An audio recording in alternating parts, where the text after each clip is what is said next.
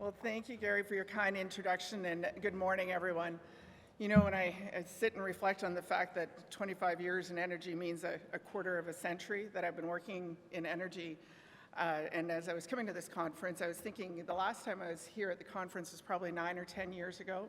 At that time, I was GM of the Shell refinery in Sarnia, and that was well on my way through a career where I've been so fortunate to work in all parts of the energy business. I've worked in the oil sands, in the mines, in the upgraders, mainly on the construction side. Most of my career has actually been spent in major projects and in operations in more recent years, and now leading our gas utility in Ontario. But through all of that, whether it was in the mines outside of Edmonton and the upgraders, in the midstream business, gathering and processing of natural gas, moving it through interstate and interprovincial pipelines. Even for a little while at Shell, I worked in we call it the retail business. That's building gas stations, taking care of gas stations. Every step of my career, I've worked with the building trades. I can't think of a time when I wasn't working with the building trades. So I was particularly pleased when I was asked to come and join this conference, to come back and work with the trades again. They've certainly been a very important part of the journey that I've had through energy over the last 25 years. And for those of you who don't know us well, Enbridge is North America's leading energy infrastructure company.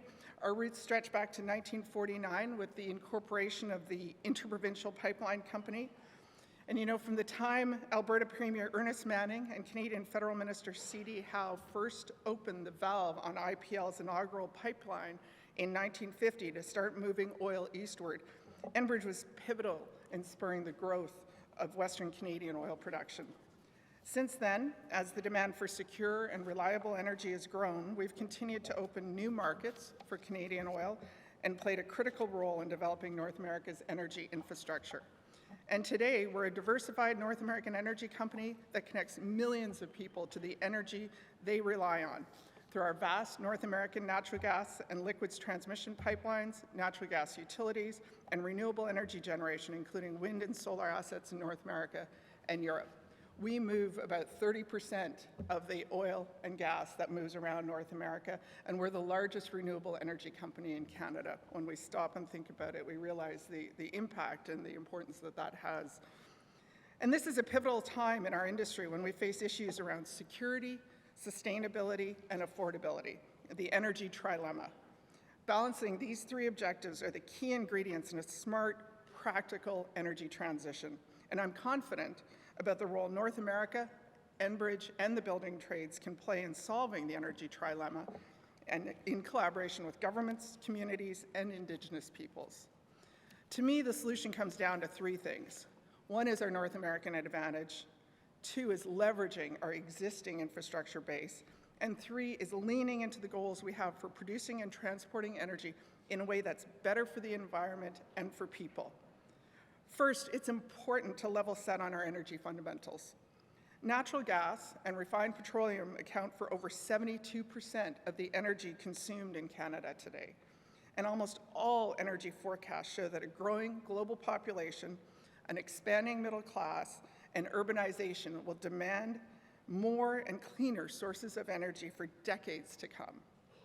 It's also an unfortunate reality that over 700 million people have no access to electricity, and billions use unhealthy cooking fuels like plastic and dung.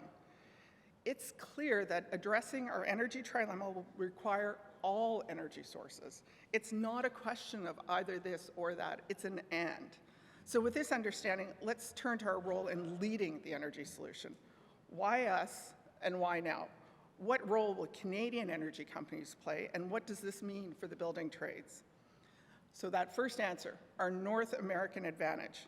Canada is an energy powerhouse with abundant energy, highly skilled people, strong safety standards, and regulatory oversight.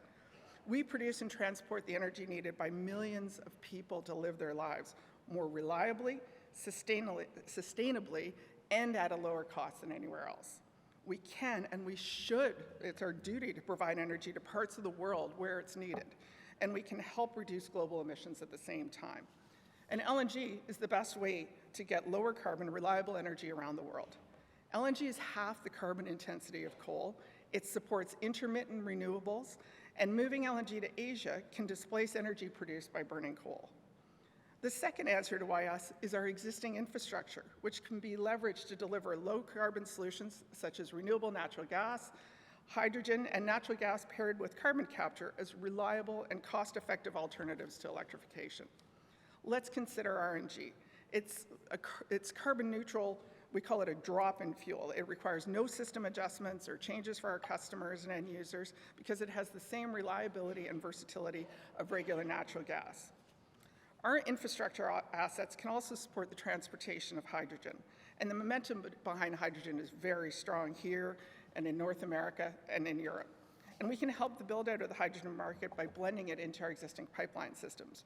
We're quite proud at Enbridge that we opened the first North American green hydrogen blending facility outside of Toronto, where we produce hydrogen from renewables and blend it into our natural gas system. When I came into my role about a year ago, some of you who have ever worked out in Alberta and in the oil sands, I was construction manager on an oil sands upgrader where we built a massive hydrogen facility. This is more like a sea can, the size of this electrolyzer, but it produces 5 megawatts of energy. And I asked all the same questions about dissimilar metals and how they were welding the stainless to the carbon steel, but I don't think they're expecting that from the new president. But in any event, it's great. I mean, hydrogen is not new to us. Working with hydrogen for the building trades is not new. You've been doing it for decades, and I think that's something that's really important to lean into. Carbon capture and storage is also a critical opportunity to reduce emissions. Enbridge has 2 CCS hubs in development, one in the Gulf Coast in partnership with Oxy Low Carbon Ventures and another just outside of Edmonton.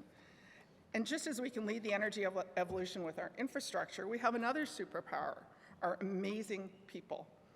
The highly skilled, knowledgeable, and innovative workforce that underpins every energy company in North America is something that can't be replaced, and it'll be essential to helping us meet our future energy needs here and around the world. Finally, solving the energy evolution means leaning into our ESG commitments. It's what our stakeholders expect, and it's good for business. Energy transition requires investment, and capital is flowing to companies that demonstrate ESG performance and moving away from those that don't. At Enbridge, we were the first company in the midstream space to set interim and net zero goals, and we've reduced our emissions by 27% since 2018. And our industry is aligned on drastically reducing its emissions, with 95% of producers committed to achieving net zero. And beyond environment, building a more diverse workforce that better represents the communities where we operate is the right thing to do, and it's critical to executing business strategy. That's why at Enbridge we've ramped up our efforts to improve our workforce for women, racial and ethnic minorities, individuals with disabilities, veterans, and Indigenous people. And those partnerships are needed in the energy evolution, especially partnerships with Indigenous nations. This has been a significant focus area for us, and we're really proud of the relationships we've created. For example, our landmark Athabasca Oil Sands Pipeline Equity Partnership with 23 communities in the oil sands of northern Alberta is now considered the gold standard for creating true partnerships with Indigenous people. These win-win partnerships are part of the future of energy, and we're certainly all in on that. So now what does this mean for Enbridge and the building trades? You know, when I consider just the enormity of what's facing us, I think of the parable of the 3 bricklayers. So in 1666, a great fire leveled London, and the world's most famous architect, Christopher Wren, was commissioned to rebuild St. Paul's Cathedral. And one day, Christopher observed 3 bricklayers working on a scaffold, and to each bricklayer, he asked, "Well, what are you doing?" And the first one replied, "I'm a bricklayer. I'm laying bricks to feed my family." Very important. The second responded, "I'm a builder. I'm building a wall." And the third bricklayer replied, "I'm a cathedral builder. I'm building a great cathedral to the Almighty." That's how I see Enbridge and the building trades, and I hope all of you do too. We're the third bricklayer, working to meet society's energy needs today and building a bridge to a clean energy future. North America needs and wants a secure, reliable, and affordable supply of energy, which we deliver every day through our core businesses, and we just couldn't do this without the trades. Consider our Line 3 replacement project, a massive $9 billion maintenance and safety focused project that delivers the oil needed by refineries in Minnesota, its neighboring states, Eastern Canada, and the Gulf Coast. In the Minnesota phase of this project alone, over 11,000 skilled tradespeople worked on Line 3, and Native American workers made up 7% of the workforce. That's thousands of family-supporting union construction jobs and millions of local construction spending and additional tax dollars. This one project has an overall regional economic impact of $5 billion, and that was made possible through the contributions of the building trades. I'd also like to highlight Enbridge's Line 5 tunnel project.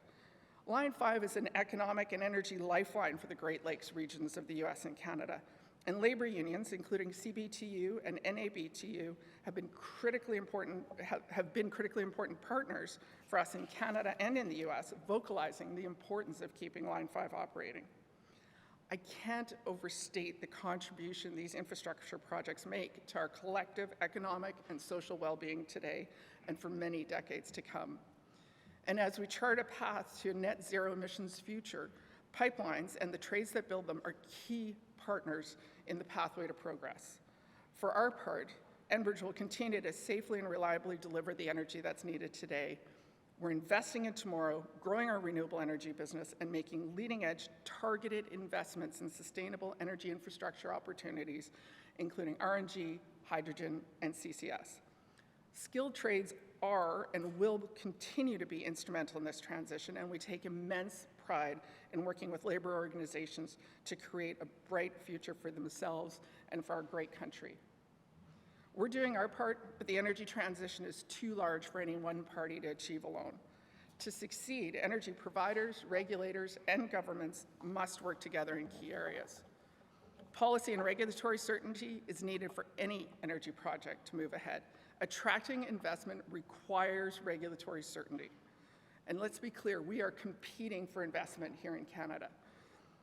Government investment and support, such as blending targets and low-carbon fuel incentives, are needed to scale up the infrastructure to advance things like hydrogen, RNG, and CCS, as is a supportive regulatory framework for those things. And we also need technology and energy source agnostic policies that drive us towards innovation and investment without pre-selecting winners and losers. So to close, I'm optimistic about the future. Our industry has grown and thrived through numerous energy transitions. The business I'm accountable for operating is 175 years old. Back in March, we've been through manufactured gas, natural gas. The idea of renewable natural gas, let alone hydrogen, doesn't faze us at all. We plan to be around for another 175 years, keeping people safe and warm in their homes. And we know we have what it takes to build a bridge to a sustainable energy future. As we like to say at Enbridge, tomorrow is on. Thank you.